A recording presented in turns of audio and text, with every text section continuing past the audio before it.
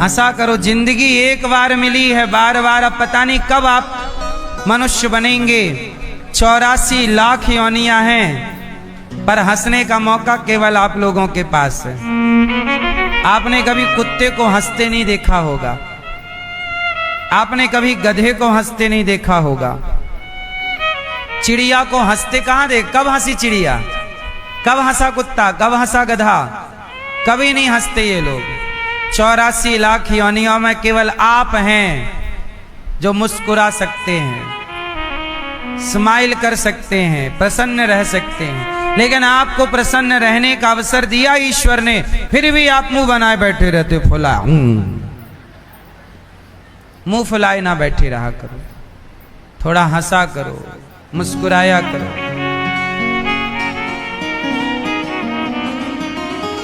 जिंदगी में जिंदगी का राज पाना चाहिए, जिंदगी में जिंदगी को मुस्कुराना चाहिए। जिंदगी है, थोड़ा मुस्कुराइए,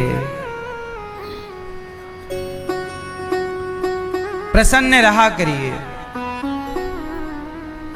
हानि लाभ सुख दुख तो होगा, परिस्थितियां बनेंगी और बिगड़ेंगी, लेकिन आप होंठों की स्माइल जाने मत दीजिए। आप होंठों की स्माइल, मुस्कान गवा के भी पाओगे क्या? चलो आप मुंह बना लो उल्टा, तो क्या तुम्हारी परिस्थिति ठीक हो जाएगी? परिस्थिति तो फिर भी वही रहनी है। तो जब परिस्थिति सेम है तो क्यों ना स्माइल किया जाए, मुस्कुराया जाए। भाई मुंह बना के भी तो जी ही रहे हो ना, मुंह फुला के भी तो जी ही रहे हो, तो स्माइल मुस्कुरा के जियो ना फिर जिंदगी। क्या दिक्कत है? आप हंसते हैं नहीं? आजादी है हंसने की।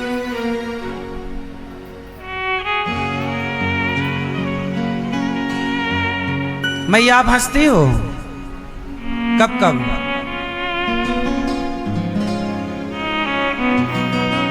चौबीस घंटे में एक बार इतना हंसा करो, इतना हंसा करो कि पेट दर्द हो जाए। यदि आप रोज हंसेंगे इतना पेट दर्द हो जाए और हंसते हंसते आंसू आ जाए, एक बार भी 24 घंटे में इतना हंस लोगे ना तो जल्दी बीमार नहीं पड़ोगे आप। हंसना भी एक योग है। और एक बात बताएं, मुस्कुराते रहना भी जीवन जीने की एक कला है। सही है? इसलिए मुस्कुराया करो। दादाजी आप नहीं मुस्कुरा रहे हैं।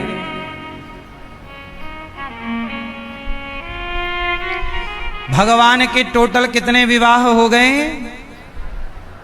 16,000। अब कोई लोग कहते हैं कि भगवान ने इतने विवाह क्यों कर लिए? अरे वो भगवान हैं, वो कुछ भी कर सकते हैं। तुम नहीं कर सकते ना इतने विवाह, तुम्हारी ताकत नहीं है, तुम इतने विवाह नहीं कर सकते। कोई अधिक विवाह भी करेगा तो कितने करेगा? 2 कर लेगा, 4 कर लेगा, 10 कर लेगा, 20 कर लेगा, 100 कर लेगा, 200 कर लेगा, 500 ब्याह कर लेगा। कर लेगा? है कोई ऐसे कर ले? तुम्हारी शक्ति सीमित है, तुम्हारी ताकत सीमित है, इसलिए तुम उतने ही विवाह कर सकते हो जितनी तुम्हारी शक्ति है। पर भगवान में शक्ति असीम है, इसलिए भगवान ने, भगवान के परिभाषा में एक शब्द है तेज, वीर्य, ऐश्वर्यस्य समग्रस्य धर्मस्य यशसः श्री ज्ञान वैराग्य और चैव शरणाम भगितीर्णः। भगवान किसे कहते हैं? जब इन परिभाषाओं को गंभीरता से समझते हैं तब भगवान के इन परिभाषाओं में कि ये भी आता है कि भगवान वीर्यवान है। हाँ, मतलब भगवान ही ऐसे हैं जो सबके पति हो सकते हैं, सबके पिता हो सकते हैं, वरना इस धरती पे ऐसा कोई नहीं है जो सबकी जिम्मेदारी ले सके। एक भगवान ही हैं जो चींटी से लेकर हाथी तक की जिम्मेदारी लेकर के बैठे हैं। पति पति पति किसे कहते हैं, आप बताओ? पति किसे कहते हैं?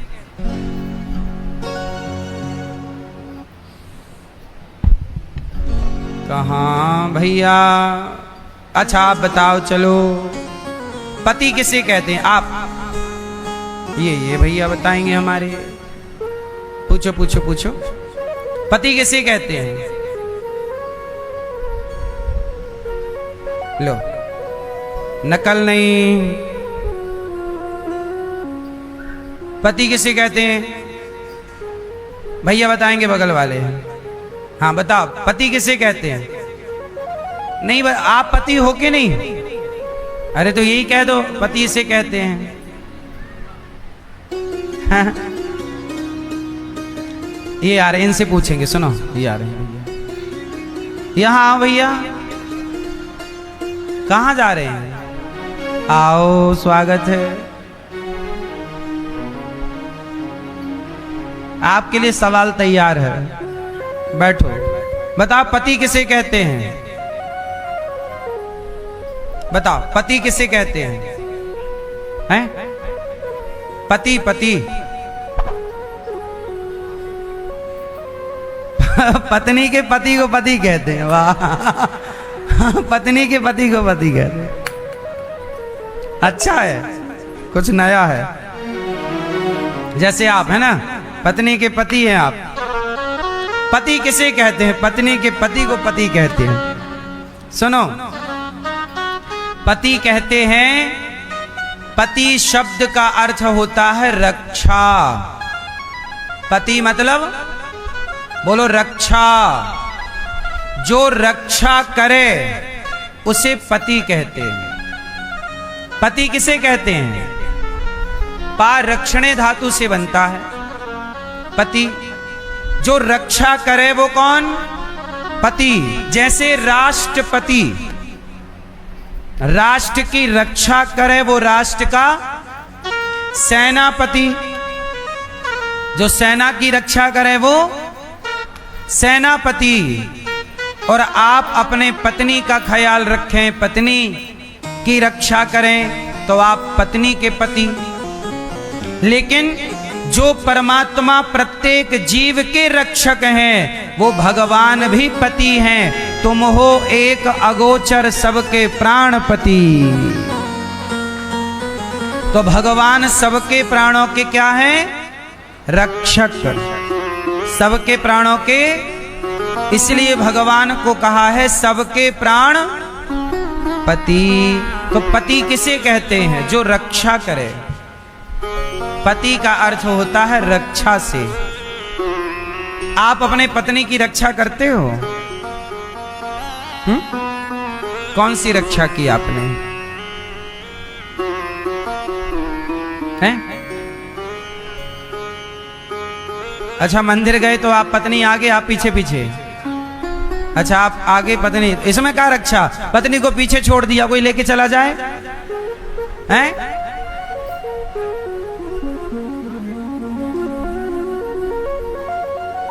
पति वो है जो अपनी पत्नी की रक्षा करे। कौन सी रक्षा? समाज से भी। रावण से राम ने रक्षा की कि नहीं? सीता मां की। और समाज के आरोपों से भी राम जी ने सीता जी की रक्षा की। लोग कहते हैं राम जी ने सीता जी को वनवास क्यों भेज दिया? जब वो गर्भवती थी, आरोप लगा। यदि राम जी वनवास ना भेजते तो समाज ये आवाज लगाती रहती कि सीता गलत है, सीता रावण के यहाँ रही, सीता गलत है। एक बात बताओ, आपकी पत्नी यदि ये सुनती रहे सबसे कि ये गलत है, गलत है, तो आप सुन पाओगे? राम कैसे सुन पाते? इसलिए समाज के शब्द, समाज के गलत शब्द मेरी पत्नी के कानों तक ना पड़े, इसलिए राम ने सुरक्षित वाल्मीकि जी के स्थान पर पहुंचा दिया सीता जी को। मतलब समाज की गलत बातों से क्या करी राम जी ने? रक्षा। क्यों? सही है। वरना लोग तो कहते ना भाई, किस किस के मुंह पे ताला लगाते। एक बोला कि सीता जी गलत हैं, वहां रह के आई हैं रावण के यहां, पता नहीं कैसी है। एक ने बोला, फिर दो ने बोला, पांच ने बोला, सबने बोला। किसका मुंह पकड़ते राम जी? किस किस को फांसी पे लटकाते? इसलिए समाधान क्या था? समाज की बातों से रक्षा की, दूर हो गए। ये मैसेज है। जब दुनिया आप पर आरोप लगाए और आप सही हैं, तो आप जवाब तो दीजिए, सही जवाब दीजिए, अपनी सही बात रखिए, पर थोड़ा दूरी बनाइएगा, दूरी बनाइएगा उन लोगों से जो लोग गलत कह रहे हैं। सही वक्त आने पर आप अपनी सही बात रखिएगा जरूर। अपना पक्ष सीता जी ने रखा, आखिरी में रखा कि हे पृथ्वी माता, यदि मैं सही हूं, यदि ये लोगों का आरोप झूठा है, मिथ्या है, और लवकुश राम के पुत्र हैं, और राम के सिवा मैंने स्वप्न में किसी का स्पर्श ना किया हो, और यदि मैं गंगा की तरह और अग्नि की तरह पवित्र हूं, तो पृथ्वी माता आप मुझे अपनी गोद में स्थान दो। यदि मैं पवित्र हूं तो गोद में स्थान देना, और यदि मैं पवित्र नहीं हूं तो अपनी गोद में स्थान मत देना। ये कहा कि पृथ्वी माता प्रकट हो गई, विमान लेकर आई और सीता मां को बिठाया, और सदा सदा के लिए समाज को सबूत देकर सीता मां धरती में समा गई। राम सीता जी ने सबूत तो दिया कि मैं सही हूं, पर कब दिया? सही वक्त आने पर। सही वक्त का इंतजार कीजिए, थोड़ा सा धैर्य रखिए। कैसे जवाब दिया जाता है? जल्दबाजी में कुछ भी ना बोला करो, बिना विचारे जो करें सो पाछे पछताएं। जब आप इंसान के ऊपर संकट आता है ना, तब उसकी बुद्धि काम करना बंद कर देती है। क्या करे? सही निर्णय ले नहीं पाता। जब वो संकट टल जाता है तब आपको लगता है यार मैं ये भी कर सकता था, ये भी कर सकता था, ये भी रास्ता था। लेकिन उस समय सारे दरवाजे, क्योंकि व्यक्ति जब संकट में घिरता है, टेंशन में आता है, तो वो टेंशन के कारण, चिंता के कारण, क्रोध के कारण सारे दरवाजे बंद हो जाते हैं। इसलिए कहता हूं, परिस्थितियां कैसी भी रहें, सदा खुश रहा करिए। ज्यादा टेंशन नहीं, समझदारी से निर्णय लेंगे तो हर परिस्थितियों का सामना कर पाएंगे, दुखों से जीत पाओगे आप।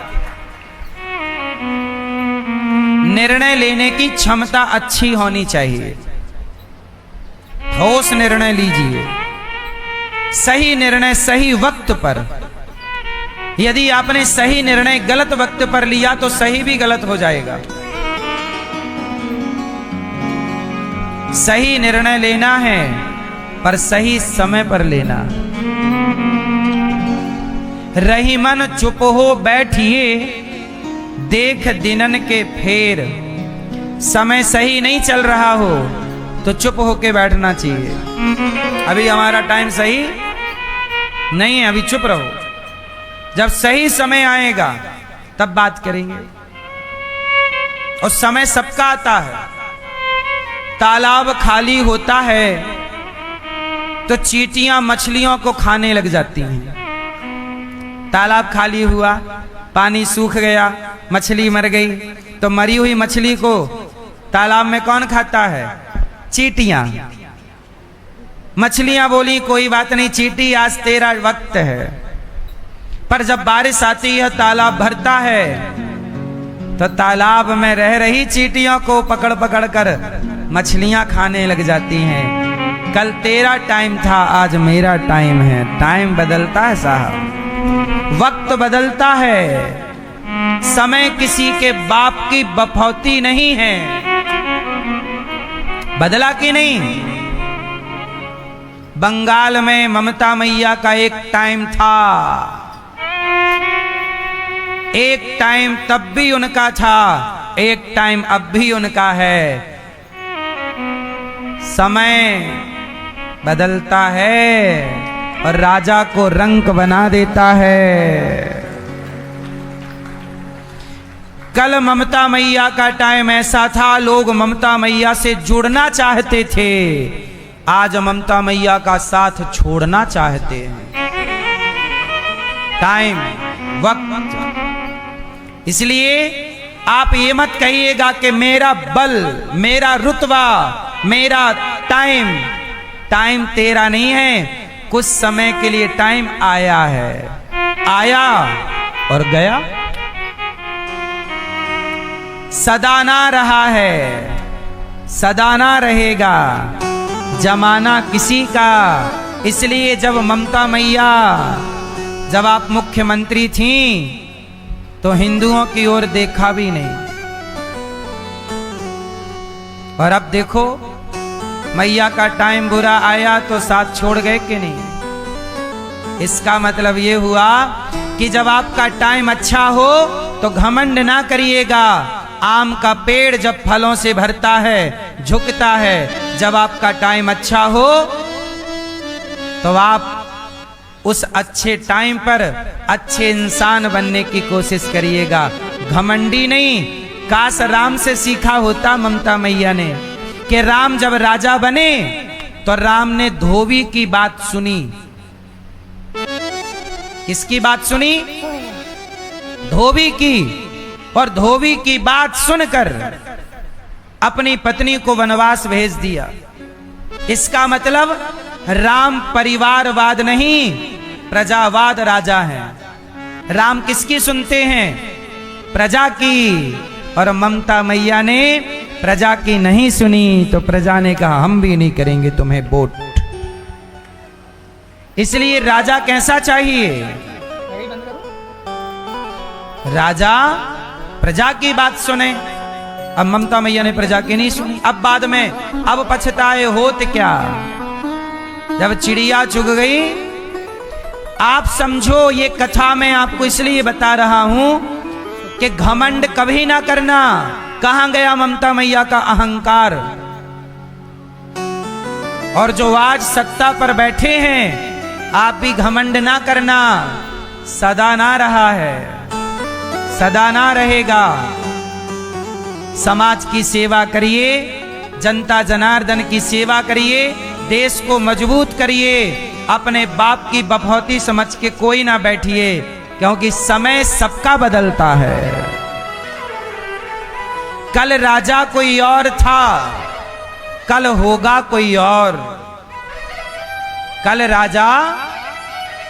राजा कोई और था और कल होगा कोई और। किसी एक के शीश पर सदा रहे ना मोर। किसी एक के शीश पर सदा के लिए सत्ता ना रहेगी।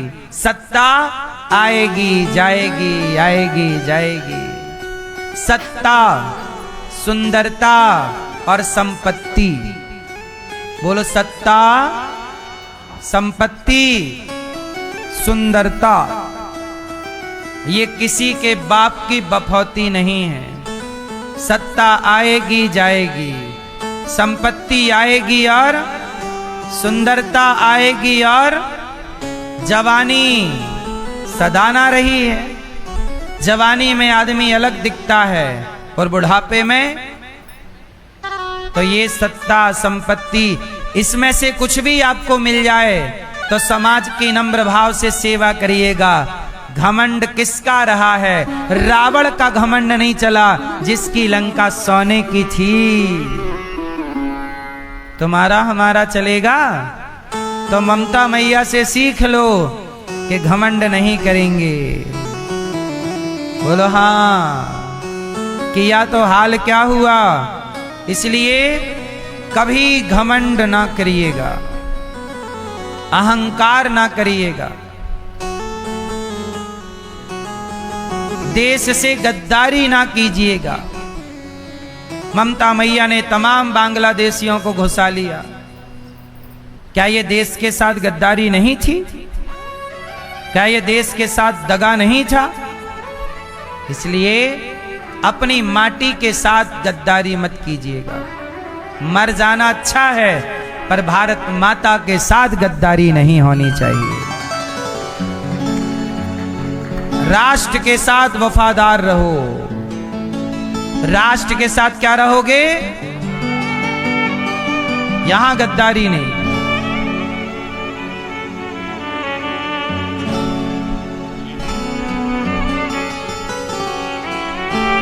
मैंने देखा कि ममता मैया के एक नेता के बाल मुड़वा के गले में जूते का माला पहना के पब्लिक घुमा रही थी।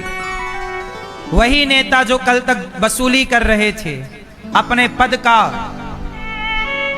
रुतबा दिखा रहे थे। समय बदला कि नहीं?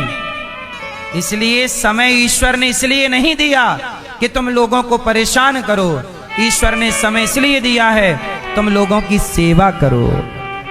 सेवा करने के लिए जनता तुम्हें कोई पद देती है, ये पद वो पद, ये पद वो पद।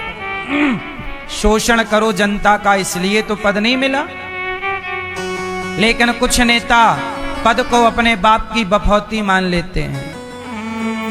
इसलिए सदा अच्छे इंसान बनो, अपने राष्ट्र के साथ ईमानदार रहो, अपनी जनता जनार्दन के साथ ईमानदार रहो और ईमानदारी से राष्ट्र की सेवा करो। जो काम ईश्वर ने दिया है ईमानदारी से निभाओ, उसमें बेईमानी नहीं होनी चाहिए। तो भगवान श्री कृष्ण विवाह करते हैं। 16,108 विवाह भय हैं और हर पत्नी के साथ भगवान हैप्पी हैं, खुश हैं। प्रद्युम्न के पुत्र हुए, नाम रखा अनिरुद्ध। प्रद्युम्न जी के पुत्र का नाम क्या है? अनिरुद्ध का। अच्छा, अनिरुद्ध एक बार क्या हुआ, बाणासुर की एक लड़की थी, ऊषा उसका नाम था। क्या नाम था? ऊषा। उसने सपना देखा। उस सपने में किसको देखा? अनिरुद्ध को। और उसने सपने में देखा कि मेरा अनिरुद्ध से विवाह हो गया। अब उसने अपने सपने में जिस पुरुष को देखा वो भगवान कृष्ण के पोते, कृष्ण के पुत्र प्रद्युम्न, प्रद्युम्न के पुत्र अनिरुद्ध। अब चित्रलेखा को बुलाया कि बहन, मैंने एक सुंदर सा पुरुष देखा है, मैं उसी से विवाह करूंगी, मेरा ब्याह करा। तो बोले कैसा देखा है, जरा स्केच बनवाओ। तो वो बहुत बड़ी चित्रकारी करती थी चित्रलेखा, तो कहा कि बनाओ। तब कहा कि सबसे सुंदर, उसने बताया तो चित्र बना कृष्ण का। बोले हाँ हाँ ऐसे ही है, पर ये नहीं है। तब चित्र बनाया प्रद्युम्न जी का। हाँ हाँ हाँ हाँ ऐसे ही है, पर ये नहीं है। तब चित्र बनाया अनिरुद्ध का। हाँ यही मेरे सपने में आया था, मैं इसी से विवाह करूंगी। तब क्या हुआ कि गर्मी का मौसम था, रात में भगवान अपने कक्ष में छत के ऊपर अनिरुद्ध जी सो रहे थे। तो चित्रलेखा आई, वो माया जानती थी, तो वो माया से ना पलंग सहित अनिरुद्ध को उठा के ले गई माया से, और ले गई ऊषा के पास ले जाके रख दिया। और ऊषा अनिरुद्ध दोनों ने विवाह कर लिया गुप्त तरीके से और रहने लगे साथ में। एक दिन बाणासुर ने देखा कि मेरी बेटी के कमरे में किसी पुरुष के होने का कोई संदेह बन रहा है। पता किया, सैनियों ने गुप्तचरों से खबर लगी, बोले कोई तो है, कोई है। तो पकड़ा, तो अनिरुद्ध पकड़ में आ गए। तो बाणासुर ने पकड़ के बंदी बना दिया। तो एक दिन नारद जी गए, नारायण नारायण, भगवान कृष्ण के पास। तो भगवान कृष्ण से पूछा नारद जी ने कि बताओ आपके पौत्र कहाँ हैं, पोता? भगवान कृष्ण बोले कहीं खेल रहा होगा। इतने बच्चे भगवान के। कौन कहाँ है पता ही नहीं। भगवान बोले तुम्हारा पोता अनिरुद्ध जेल में है, जेल में। क्या बात कर रहे? बोले बाणासुर के जेल में। भगवान ने सेना तैयार की, बाणासुर पर आक्रमण किया। और जब बाणासुर पर आक्रमण किया तो बाणासुर शंकर जी का पुजारी था। उसने शंकर जी को बुलाया, शंकर जी आओ। शंकर जी आए, क्या हुआ? बोले ये कन्हैया आए हैं, जरा आप संभालो मोर्चा।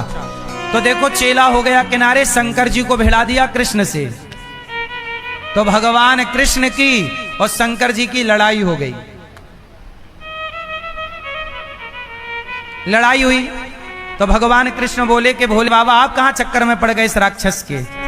शंकर जी बोले क्या करें, हमारा भक्त है। अरे भक्त है तो दुष्ट तो है, अरे भले दुष्ट है पर मैंने वचन दे दिया कि तुम्हारी रक्षा मैं करता रहूंगा। तो भगवान कृष्ण बोले अब क्या करें? अब इसके दिखाने के लिए अपन थोड़ा लड़ लें, कुछ बाण आप चलाओ कुछ हम चलाएं। तो भगवान कृष्ण ने मोहिनी बाण चलाया तो शंकर जी को नींद आ गई, शंकर जी सो गए। अब शंकर जी सो गए, तब तक भगवान ने शंकर जी ने कहा प्रभु ऐसा करना कि आप इसे दंड तो देना पर इसे जान से मत मारना। मेरा देखो शंकर जी बोल रहे मेरा भक्त है, कैसा भी है, बड़ा दुष्ट है, मारना मत, जान से मत मार। भगवान बोले ठीक है, जान से नहीं मारेंगे। तो भगवान कृष्ण ने, उसके बहुत सारे हाथ थे, है ना, भगवान ने उसके 1000 हाथ में बहुत सारे हाथ काट दिए, 4 हाथ छोड़ दिए भगवान ने, कुछ हाथ छोड़ दिए और अनिरुद्ध को लिए वापस आ गए। तो इस तरह से भगवान के पुत्र प्रद्युम्न फिर अनिरुद्ध का विवाह, मतलब विवाह में भी पहले लड़ाइयां होती थी। आजकल का जमाना अच्छा है, बिना लड़े भिड़े ब्याह हो जाता है। पहले विवाह में भी युद्ध करना पड़ता था। जब अर्जुन का द्रौपदी जी से विवाह हुआ तो युद्ध करना पड़ा। अर्जुन का सुभद्रा जी से विवाह हुआ तो युद्ध करना पड़ा। भगवान कृष्ण का रुक्मणी जी से विवाह हुआ, युद्ध करना पड़ा। प्रद्युम्न जी का विवाह हुआ रति से, युद्ध करना पड़ा सम्रासुर से। अनिरुद्ध का विवाह हुआ, युद्ध करना पड़ा। और आप लोग कहते हो लड़ना ना पड़े, लड़ना ना पड़े, लड़ना। और भगवान का पूरा जीवन लड़ाई भिड़ाई से गुजरा है। इसलिए बांसुरी बजाने वाले कृष्ण बांसुरी रख देते हैं और सुदर्शन उठा लेते हैं। इसलिए प्यार की बातें जरूर करिएगा, पर उससे जो प्यार की बातें समझे। जब कोई प्यार की बातें समझे ही ना, जब बातों से ना माने तो लातों की जरूरत पड़ती ही पड़ती है। इसलिए लातों को मजबूत रखिएगा, बातें करने में कहीं लातें कमजोर ना पड़ जाएं। क्यों, सही है कि गलत है? क्यों भैया? इसलिए सनातनियों को अपने आप को तैयार भी रखना चाहिए। काय के लिए? या तो भागने के लिए तैयार रहो, या तो फिर अपने धर्म और पक्ष के लिए लड़ने के लिए तैयार रहो। कैसे? उदाहरण मैं देता हूं। जहां जहां हिंदू कमजोर हुआ है, जैसे कश्मीर से हिंदू कमजोर हुआ तो कश्मीर से हिंदुओं को भागना पड़ा। बोलो हां। कश्मीर से हिंदुओं को, तो भागे हुए हिंदुओं में कौन कौन थे? ब्राह्मण भी थे, क्षत्रिय भी थे, वैश्य भी थे और शूद्र भी। अच्छा ये बताओ, आपके गांव में सब समाज के लोग रहते हैं कि नहीं? तो जब गांव से कोई भगाएगा तो सब ना भागेंगे। तो कश्मीर इतनी बड़ी, और जब वहां से भागे तो ब्राह्मण, क्षत्रिय, वैश्य, शूद्र जो सब लोग थे, जो सनातनी, सबको भगाया मुसलमानों ने। सबकी बहनों के साथ दुराचार हुआ। बोलो हाँ। यदि आप आपस में लड़े, यदि आप आपस में बटे तो कमजोर पड़ोगे, और कमजोर पड़ोगे तो भगाए जाओगे। फिर भागना कहां जाओगे? भाग भाग के। इसलिए मेरी एक प्रार्थना है, मेरे प्यारे सनातनियों, आपस में न लड़ा करो।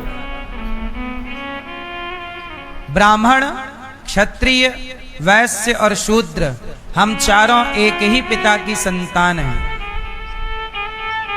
बोलो हाँ। हमारी जातियां व्यवस्था के लिए हमारे पूर्वजों ने बनाई थी। ब्राह्मण कोई जाति नहीं है, ब्राह्मण एक व्यवस्था है। क्षत्रिय कोई जाति नहीं है, क्षत्रिय इस देश की एक व्यवस्था है। वैश्य कोई जाति नहीं है, एक व्यवस्था है। और शूद्र कोई जाति नहीं है, एक व्यवस्था है। परंतु उस व्यवस्था को आने वाले टाइम पर जाति का नाम दिया गया, क्योंकि अब उतने समझदार लोग नहीं हैं कि जो जातियों को व्यवस्था की नजर से देखें। अब लोगों ने अपने स्वार्थ की नजरों से देखना शुरू कर दिया।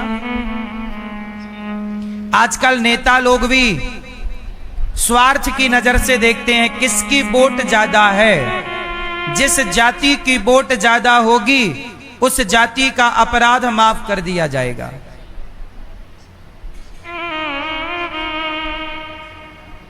जबकि तुम चारों एक पिता की संतान हो।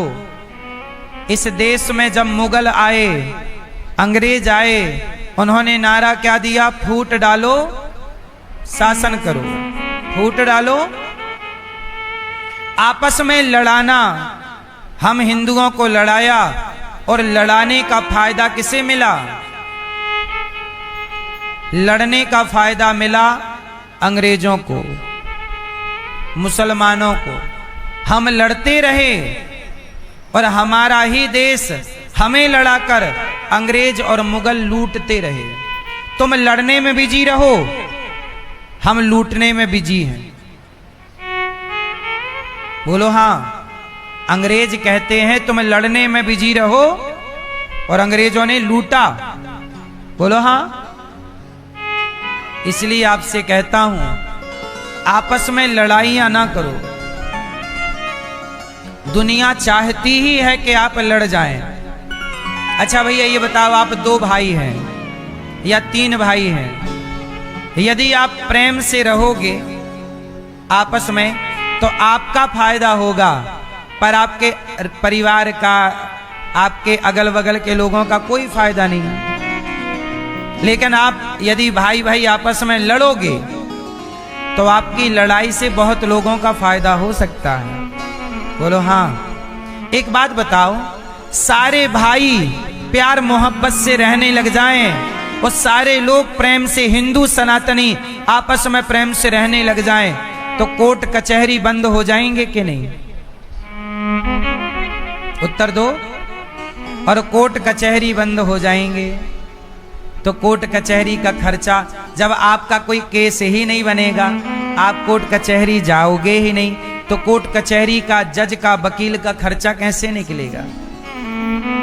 बोलो हाँ। इसलिए इस देश में कुछ लोग ये चाहते हैं आज भी कि आप आपस में लड़ते रहें, क्योंकि आप लड़ते रहेंगे तो कोर्ट कचहरी जाते रहेंगे, और कोर्ट कचहरी जाएंगे तो कोर्ट कचहरी के द्वारा आपका पैसा, जो आपके बच्चों की पढ़ाई में लगना था, जो पैसा आपके तरक्की में खर्च होना था, वो पैसा कोर्ट कचहरी में खर्च होगा।